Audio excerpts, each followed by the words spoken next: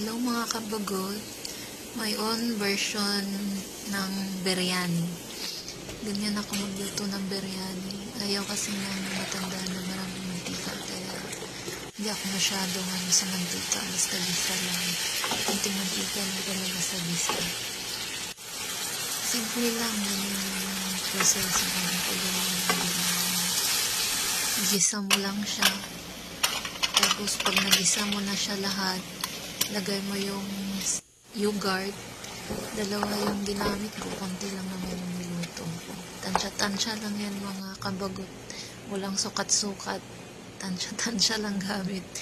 Tapos pag naihalo mo na lahat, basta palambutin mo.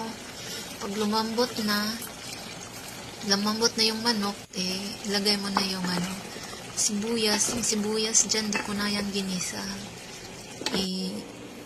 Ko na lang yan siya, binake.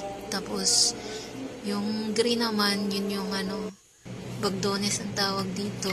Tsaka konting mint.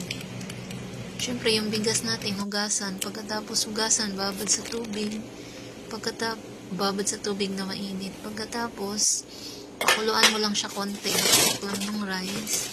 Pagkatapos na hot cook, tanggalin yung tubig. Tsaka, patong natin doon. Yan na ang finished product natin.